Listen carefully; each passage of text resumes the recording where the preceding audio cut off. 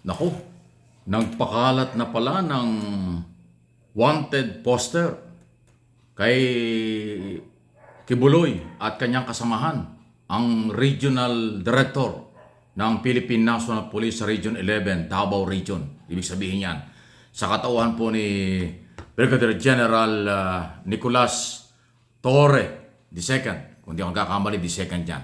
Pakinggan po ninyo itong report na ito. Ang nakakuha po ng balitang ito ay ang UNTV, isa sa mga lehitimong mamamahayag o network dito sa ating bansa. Several wanted posters of religious group leader Apollo Kibuloy, Jacqueline Roy, Crescenti Canada, Ingrid Canada, and Silvia Simonias, Canal Basin in Davao. Posted in the poster is a picture of Kibuloy and his four co-accused with a description that they are wanted. According nila sa mga police stations, I ordered that it be nagpa-print na kami ng 200 piraso eh. Kaya makita nyo sa iba-ibang parts ng Davao City and elsewhere in the Philippines. Pinapopost ko na rin sa aming website so that it will be worldwide. Kasi these people has the capability to run away from the Philippine laws. Informants will receive 10 million pesos for the information leading to Kibuloy's arrest and 1 million each for the four others. The public is advised to contact their local police if they have any information regarding these individuals. According to Bureau 11 Regional Director Police Brigadier General Nicolas Torre III, he personally ordered the PNP to print and post the wanted posters. That's the least that I can do to support the effort to bring to justice Mr. Kibuloy and his cohorts. So, yan ang support na maibigay ko sa ating effort na malaman ng taong bayan dito sa Davao na mayroong reward sa kanya na 10 million. Baka hindi pa kasi alam ng ibang mga tao eh. Kailangan din natin kasi talagang ipaalam sa mga tao na may warrant. So, the warrant should be served. The ends of justice should be met. Torre also confirms that the 1 million pesos reward money for Pauline Canada has been received by the informant who provided her location. The PNP continues to search for Kibuloy. Ito ay isang legal na utos ng korte. Okay? There's always, walang question din dapat sa warrant of arrest na yan eh. Anong gusto nila? Rule of law man kaya ang gusto nila. The rule of law says, ito may warrant, may utos sa isang judge. Dalhin nyo sa akin ang tao na to. Ayan. Kibuloy is facing charges of child and sexual abuse and human trafficking. Malinaw na malinaw. His four co-accused are also facing charge of sexual abuse. Lelaine Moreno, UNTV. So, malinaw po Thank you sa UNTV, isa sa mga lehitimong news network ng telebisyon at radyo dito sa Pilipinas na nagbabalita po na base sa mga detalyadong impormasyon. So, galing mismo kay General Torre, yan pong report na yan. Nagpakalat na ng poster.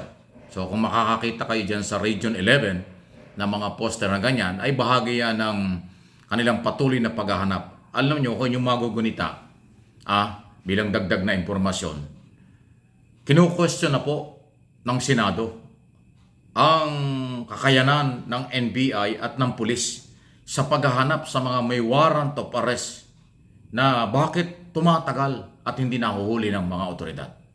Isa ho sa mga kinu-question dyan ni Senate President Escudero ay yung warrant of arrest na kanyang ini-issue laban kay Mayor Alice Goo ng Banban Tarlac, hindi pa rin humahuli hanggang ngayon.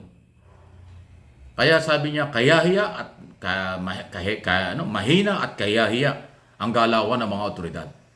At dahil dyan, kailangan ho talagang mag-double time ang ating NBI at police para sa lahat ng mga tuturing nating pugante, tinuturing ng gobyernong pugante, pinaghahanap ng batas.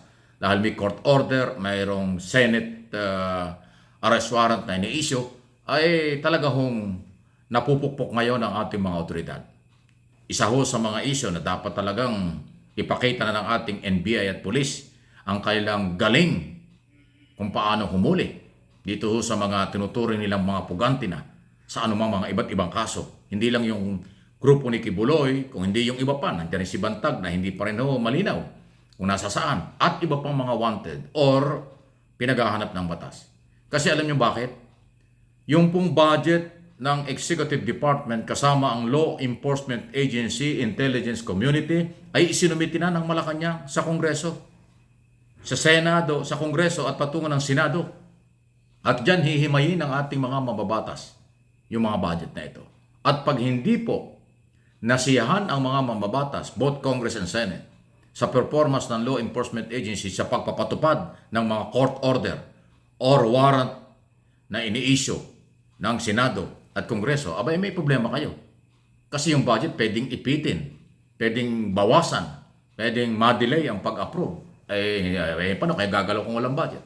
Although ang assurance naman sinabi ni Escudero, hindi naman nila gigipitin ng ganong katindi. Pero ang mga senador, mayroong individual na kapangyarihan. Kahit na ano pa sabihin ng Senate President, may kapangyarihan ng bawat senador na tanungin, bakit ganito ang pera nyo tapos wala kayong mahuling mga wanted? At anong nangyayari at ba't hindi nyo mahuli ang may mga warrant of arrest? Yan po yung itatanong, definitely. Sa PNP, top official at NBI, top official. So, hindi ho biro itong pagsisimula next week o susunod na araw ng pagdinig sa proposed budget for 2025. Talagang hihimayin po yan ang mga senador, congressman, lalo na ho sa budget tungkol sa paghahanap ng mga dapat mahuli dahil nga mayroong court order. Tama yung sinabi ni General Torre. Rule of law ito, mayroong court order kaya sumusunod sila. Ang problema, ayaw naman hong kilalanin ng kampo ni Kibuloy yung court order. Dahil piling nila, inosente sila. Pero inosente sila sa kailang paniniwala. Pero hindi naman inosente sa korte dahil hindi pa nga nakakapag-trial eh. Kaya nga order ng court, hulihin yan, dalhin mo sa kanila, sa korte. Then babasahan ng sakdal. Tapos saka maglilitis. Ganun po, ang proseso ayaw sundin eh. So ayan ang dahilan. Kaya ngayon, nagkalat na yung mga poster na wanted si Kibuloy at kanyang kasamahan dyan sa Davao Region. At hindi lang, kahit sa social media kumakalat yan. Kasi official na inilabas nitong si General Torre na mayroong otoridad bilang Regional Director ng PNP. At ang NBI kasama rin. Lahat ng law enforcement agency, mayroong authority, kapangyarihan at obligasyon ipatupad ang mga court order, Congress and Senate order sa mga warrant of arrest na hindi naman dumadalo sa kanilang mga public hearing. So, Kibuloy Camp, Mayor Alice Goo at iba pa, yan po yung sisilipin ng Kongreso at Senado sa kakayanan ng NBI at Police kung bakit hindi nila nagagawa ang paghuli. Ay magkakasubukan talaga yan. So good luck General Marbil ng PNP. Good luck Director and NBI Director Santiago. Lahat naman sila may galing. Pero bakit nga kaya hindi pa mahuli? Lalo na yung kay Kibuloy na meron na nga hong 10 million reward at 1 million pesos reward dun sa mga kasama niya. So yan po yung issue dyan. Ginagawa ng pulis ang lahat pero kulang, hindi sila makahuli. Hinahanapan na sila ng mga politiko, lalo na Senado at Kongreso. Bakit nangyayari yan? Ay sila kasi nag-a-approve ng budget eh. Every year, merong intelligence fund at confidential fund.